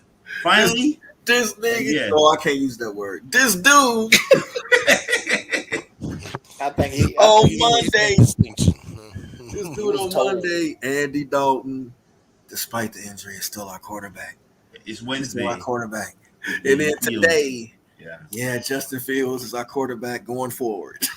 I can't believe it. Because I remember, funny, man.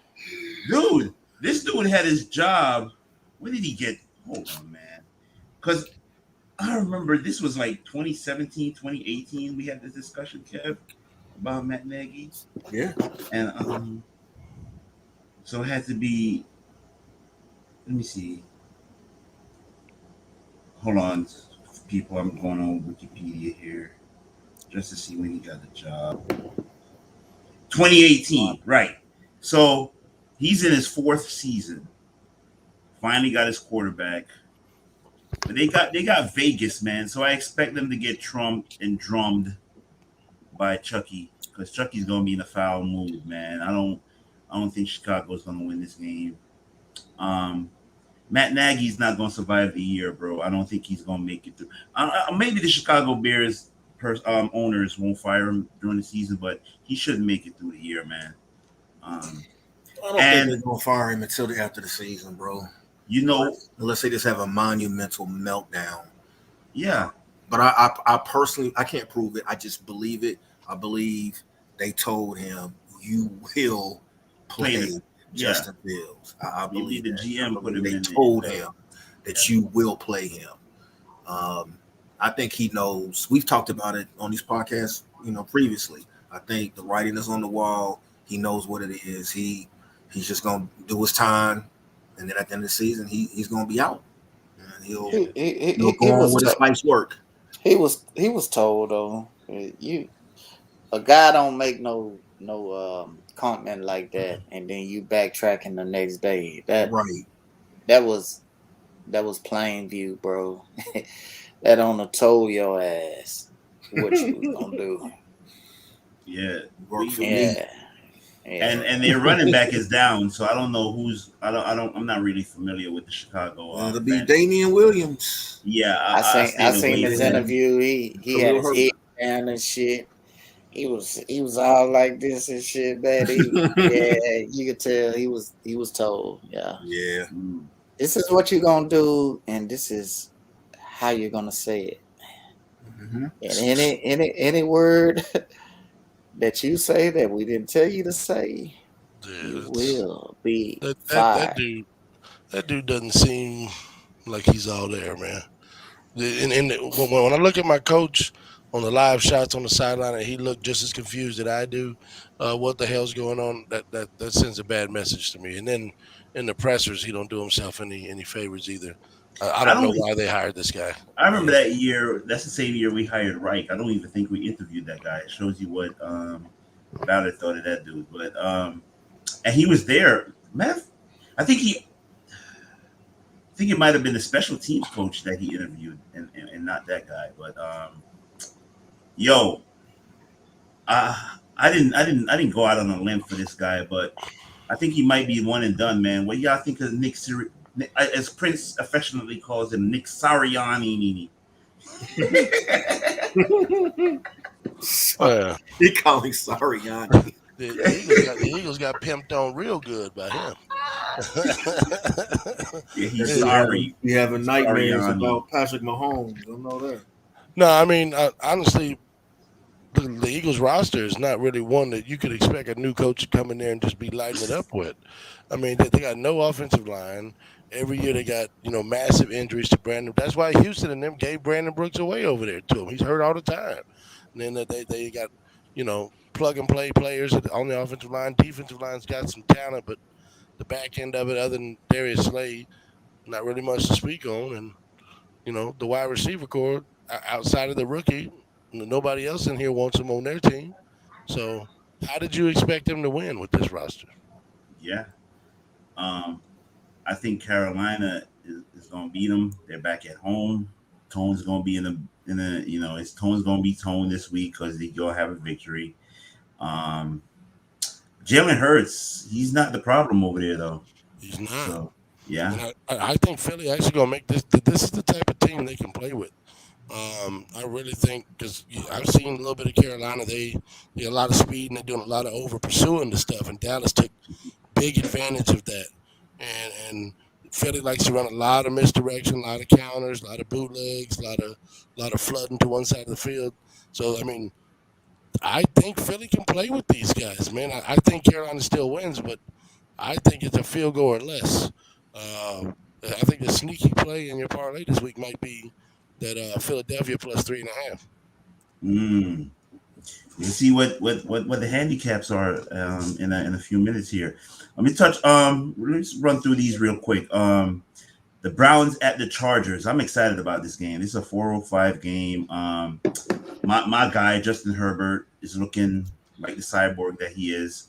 But the Browns, they got this tremendous run game, but the quarterback, man, he ain't developing like we thought he would, at least. So it's an AFC game, big AFC game. Who y'all got in that one?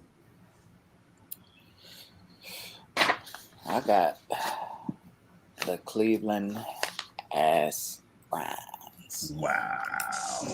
I'm picking San Diego. Well, LA, Los Angeles I'm Chargers. definitely rocking with the Chargers. I think Yeah. I think Joe Lombardi's dialing up some good offense over there. They're balanced. They're not beating themselves with penalties like they did under Anthony Lynn a year ago. Making smart plays, making big plays. You can take a guy out of the game like they did Mike Williams and Keenan Allen. They still find a way to beat you.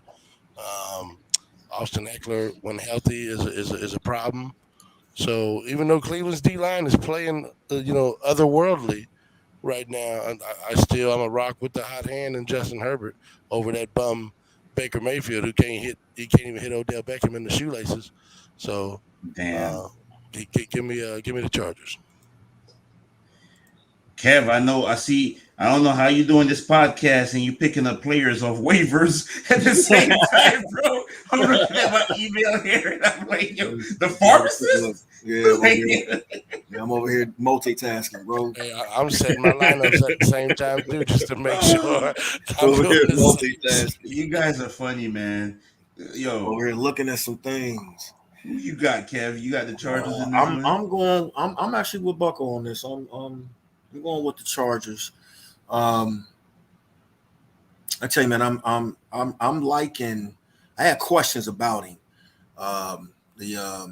Brandon Staley, man, the head coach, the hire. But I'm liking this guy. I'm liking what I'm seeing, and I like how they are using. Mike Williams. Well, he didn't really do anything this last game, but that give credit to the Raiders. And then Keenan Allen, give credit to the Raiders. But overall, I like how he's using his weapons, and most importantly, Justin Herbert, man, is really, really impressing me. His poise, man, my God, man, he's got an arm, man. That ball just shoots out of his hand, man. He's got a rocket, man. He's something. He's special too. I think, man, we're gonna be looking back at that quarterback draft class with Burrow.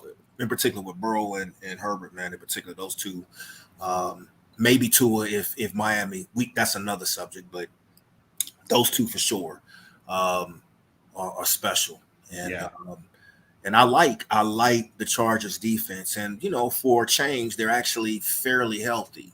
That's been a big thing with the Chargers. They for whatever reason, year in and year out, a lot of talent, and they typically have a lot of injuries, and they lose key guys. And so far, so good for them. So I'm actually happy, man, for these small market teams having some success early. And they're considered the stepchild, the bastard of SoFi Stadium in Los Angeles. That magnificent facility they built, and they're kind of the afterthought. But they got to pay rent to live in that building. Yeah. But they, so far, man, they're representing. They're representing, and so I'm going with the Chargers, man. I just like the way they've been playing on both sides of the ball. I want to get a shout out to the rookie left tackle, Rashawn Slater. We've talked about him in previous podcasts. He's doing a hell of a job, man. Doing a hell of a job. And then that front, Tillery and Bosa, you get it in spurts with him. But having Derwin James is a difference maker on defense for them. He is a problem. And then just liking how they're playing, man. Physical, overall smart football. But that's going to be a very, very good football game, I think, on Sunday with Cleveland, because Cleveland is legit. I think they're legit, man. Defensively. They've been more than solid. The run game more than adequate. It's just Baker. It's Baker. If Baker can kind of get out of this funk, man, he seems to be in right now. Hey, man, they might win this thing, but give me the Chargers, man, at home. Yeah, you got any thoughts on it, Jay, real quick? Because man, I love Cleveland. Plus 2.5. Yeah, I love Cleveland. Plus 2.5. I think that offensive line is gonna dominate that D line for the Chargers. I love Cleveland offensive line. They move people. If you want to watch the trenches, watch them guys go to work. There's some big guys, man. It's part of the reason why you have Chubb and Hunt with the success they having, and they got a good defense. I mean, they stick to the script. Stefanski is gonna run the football, and he gonna run play action. That's one of the few that he ain't gonna let you get him out his game plan. Yeah, I mean, I wish he would kick field goals instead of going for it more often. But that game was hard to watch last week, wasn't it, Jay? They kept getting down there and going for it and failing on fourth down. That shit was stupid. But if Baker hit some of them shots, they score touchdowns. They wouldn't even be in that spot, you know. Right, so right. He's missing them passes though there. But I like Cleveland, man. They on one of my picks, bro. I'm rolling with them. I think they got the better defense too than the Chargers. So this is a game I'm excited about. Sunday Night Football. Buffalo at Kansas City. What is this? Part 4? Part 3? Part 2. Yeah. So yeah, the annual AFC showdown. This is the new Brady Manning, I guess, unless you want to throw Herbert in there or something. But and Burrow is coming, obviously. But these two guys right here, they're battling again. So Mahomes is my new favorite quarterback, so I'm just gonna automatically pick the Chiefs here. I just love watching them play at this point. They remind me of the old. Obviously, Peyton wasn't as mobile as Mahomes, but just the way the offense operates, man, it reminds me a little bit of my old Colts teams. But I love watching Josh Allen play too, man. The way they do, they don't really run a lot, but they've tried to run it a lot more this year, though. Last week against the Texans, both running backs carried it 14 times. So, they're trying to stick with that. But, I like Kansas City at home. I think they'll be able to pull it out, though. What do you guys say? Yeah, I like Kansas City at home. Even the Chiefs' defense is not that good. I'm not expecting there to be too many punts in this game. Yeah. But I don't think the Chiefs are going to, just like coming in the AFC Championship game, even though the Chiefs were, the Chiefs were banged up and everything, they still stymied and stifled Josh Allen in that offense with creativity. For whatever reason, when these two teams meet, Josh Allen does not play well, and I think that continues this weekend.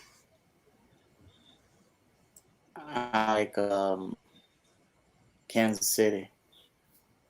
They won the last 2 games.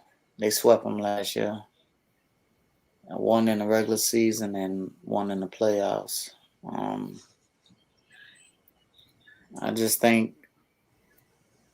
I think they at home. This game mean a lot. It's a lot on the line. You could be talking about home field. You could be talking about a high seed. And who wants to go play in Buffalo during the playoffs when it's fucking cold, all the fucking snow? Nobody wants that. I think the Chiefs know what's at stake, and they're gonna come out and play. But I will say this Buffalo team look like they maturing, man. They gave up that one to Pittsburgh week 1, but look like they growing up. And the same for the team we was just talking about, the Chargers. Look like they growing, man, as a team. So not a bad spot for them to be in if they lose. It's just I think Buffalo needs this win more than KC. And I think it'll mean a lot more to them as far as just confidence that they can beat this team, because they lost both games last year. So be a big win for Buffalo. I think it'd be business as usual. KC won it. But I'm going to be glued to the TV on this. I got the Bills link. Taking the Bills. Yeah, I'm concerned about this Chiefs defense a lot, but I think they're built to stop teams like the Bills. But go ahead, Kev. Nah, man, I kind of like what I was saying about the Chargers, man, and what Jay was just saying, man. I don't know, man. They, not to shit on, the two teams they just shut out the last 2 weeks, but I mean, it's hard to shut a team out at this level, bro. I mean, I can't stress that enough. It is hard to shut an NFL team out. I don't care how bad they are. It is very difficult to do. And they've done it 2 weeks in a row. Now, they are definitely not going to shut out Kansas City. So we know that ain't happening. But just the way their coach and the way they've been playing, I just feel like, man, they're ready. I think they're ready, man, for this challenge. And I think they've had this date circled on that calendar. Now they just got to go out and do it. But quarterback, I would give the advantage to Patrick Mahomes. Tyreek Hill, we know he's a problem. Travis Kelce, we know he's a problem.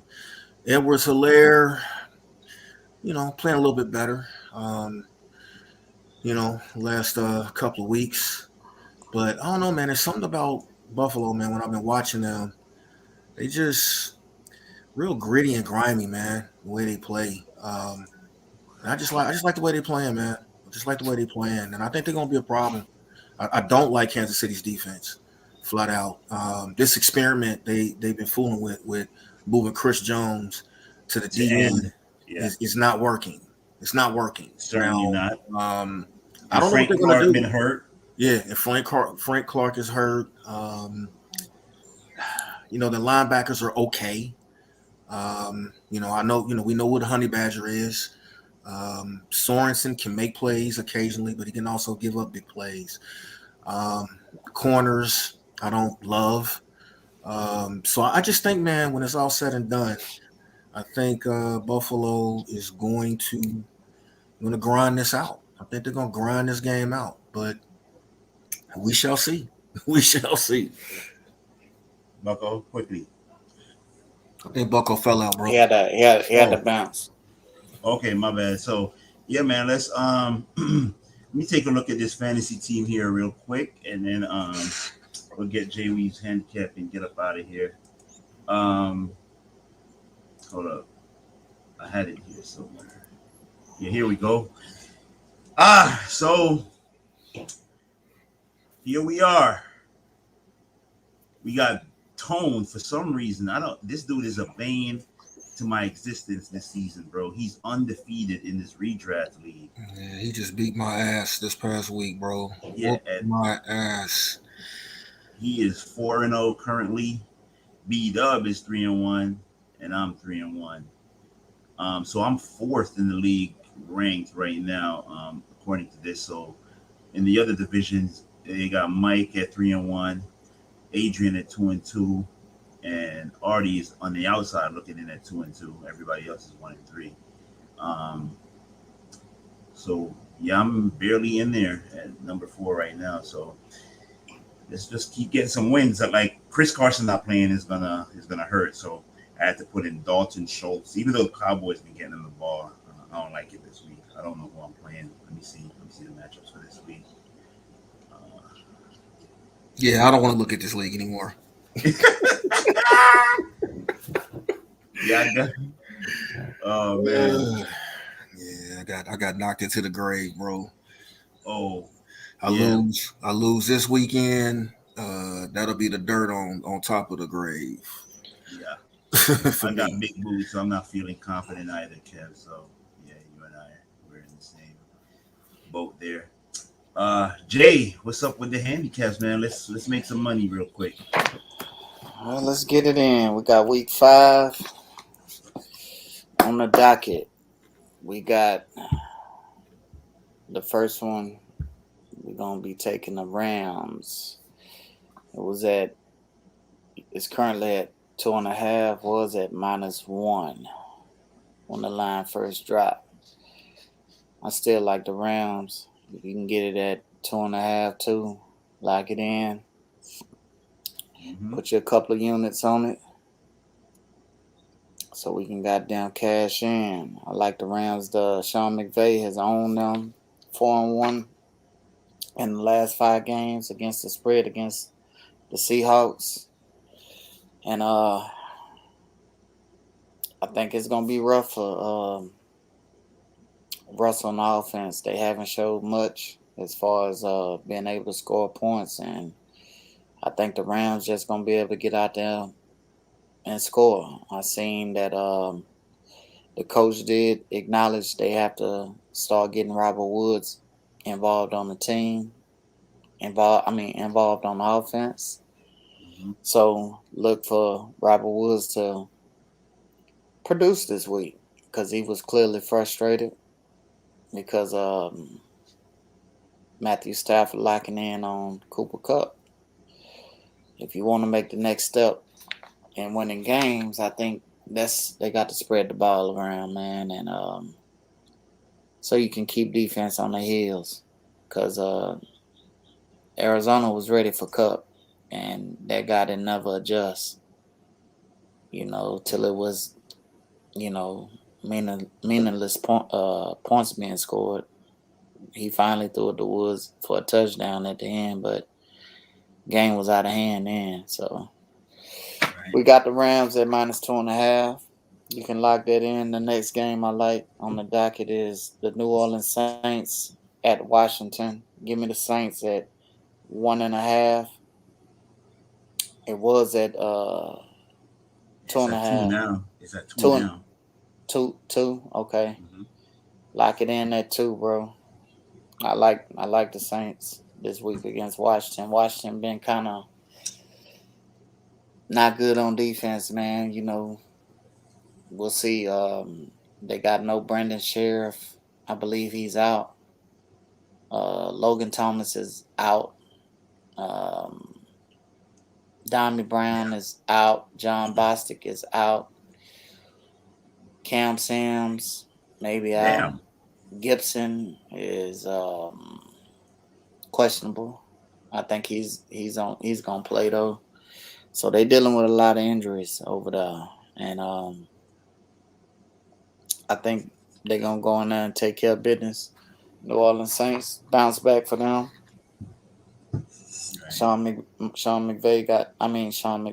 Payton needs to make some changes to his offense and let it rip, man. Sink or swim. Yeah, it's time for Uh, the NFL to open up this weekend, man. Stop with this yeah, conservative play calling. yep. And the third game we got on the docket is Arizona. I like I like the That's why I skipped it in the preview. I figured you was gonna pick this one. 5 and I a like half right yeah. But check this out. I like the over in this game. over. The line is at 50. Yep. Give me the over. Okay. I love the over in this game. Think it's gonna be some scoring. I look for calling them to they've scored 31 or 31 or more points in every game this season and had over 400 yards offense and Mm-hmm. each one of their 4 games. So very impressive. I think they keep that cooking. And I think, the 49ers will be able to score 20-some points. They got Trey Lance. Look like he's going to start. Not sure.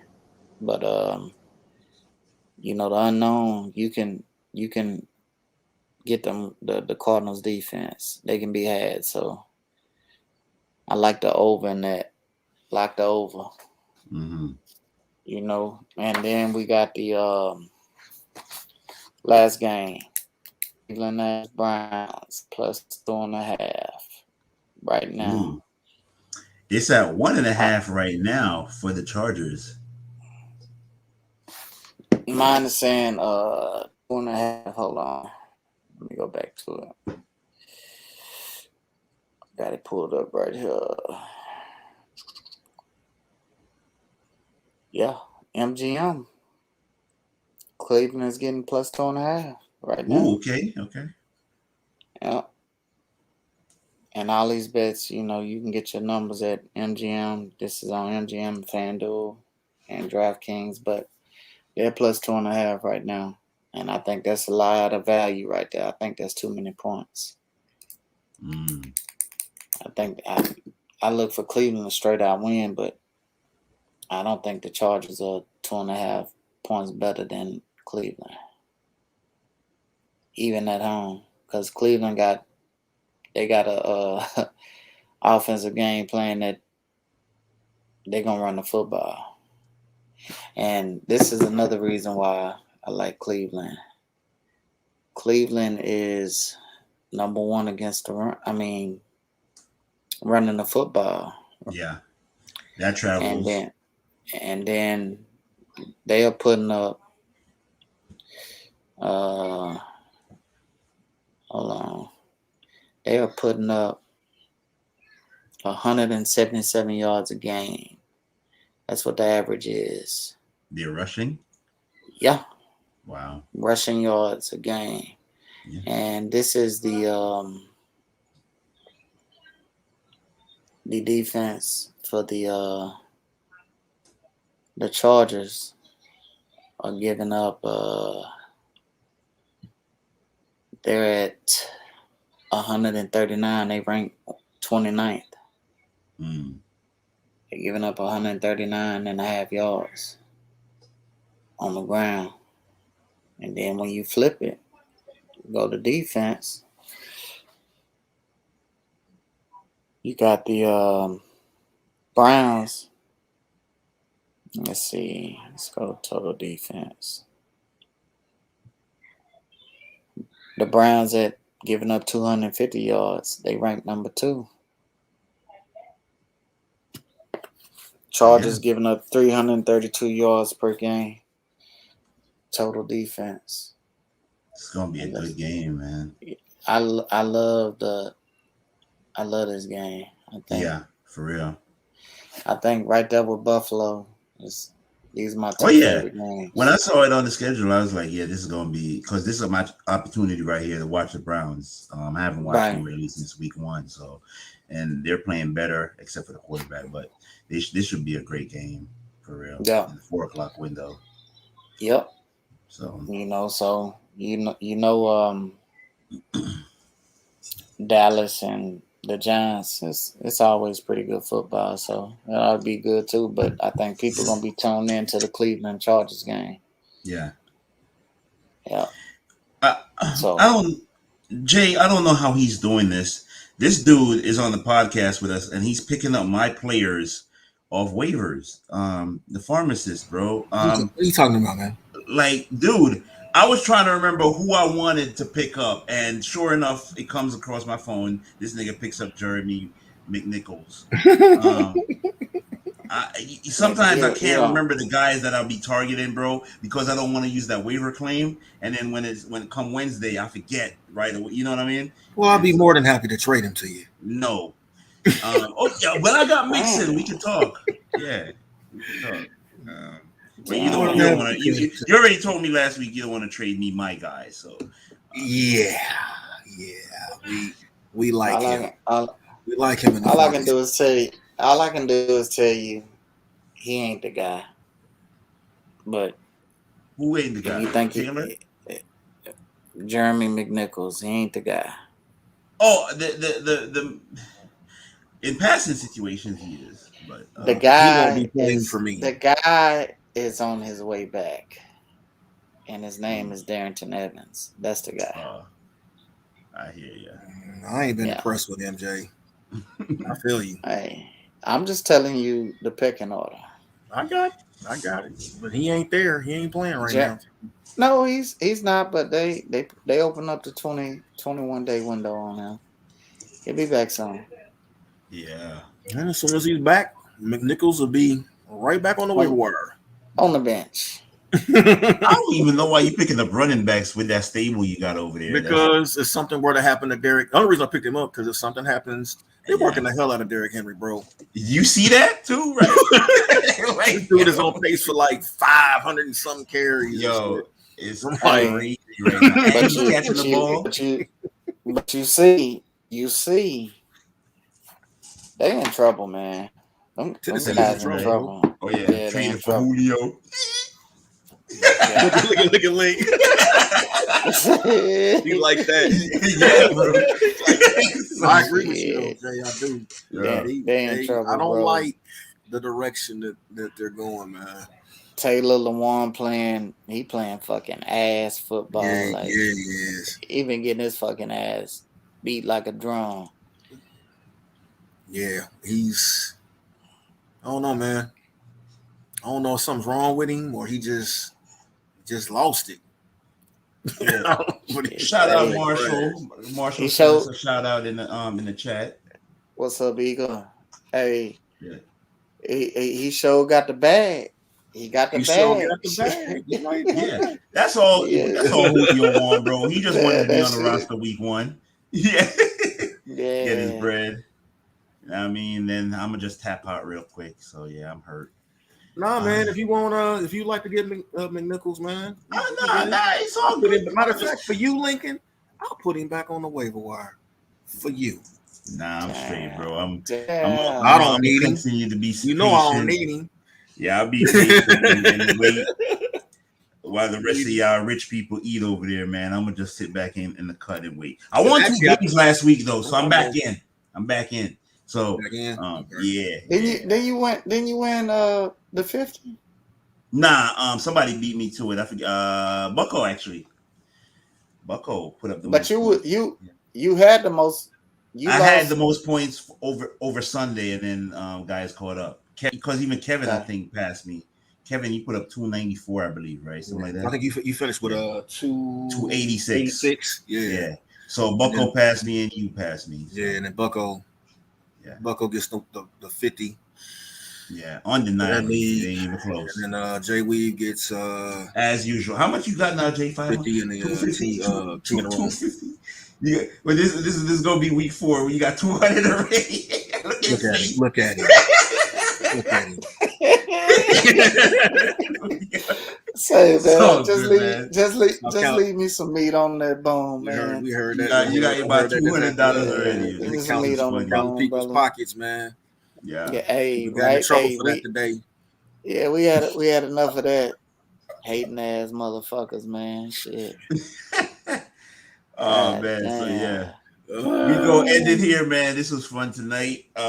Good to be back after last week's absence, man. Please like, share, and subscribe to the podcast. You know what I mean? I know we're getting some views out there, so it's all good, man. We gonna keep doing what we doing as long as we do it. So that's it. I ain't got much. We gonna end a little early tonight. I just like ended it. I think we did enough, right? So yeah, man. So we'll see y'all next week, Wednesday at 8 p.m. for episode 13. So hopefully we get a W, man. Colts, hold on. Look, I know we got this guy, Lamar Jackson, man. I got respect for this dude, man. This dude's leg is ridiculous. But we almost beat them last year, so we got a blueprint in how we want to play them. It ain't guaranteed to work because he got better. But we have a template for how we want to play him, man. So we'll see how this goes, man. Colts, I need this win, man. We ain't gonna try to do like 2018, go 1-5 and then make a run. We ain't got Andrew Luck, so we need to get this win. 2-3 sounds better. So that's it. That's all I got. Yeah. Thanks for being here, guys, as usual. And thanks for having me. Yeah, man. Yeah. Well, before we go. Yeah. The natty, nigga. The natty. That's all I got to say. Time. Yeah, man. Peace, y'all. Good night. Peace. Later.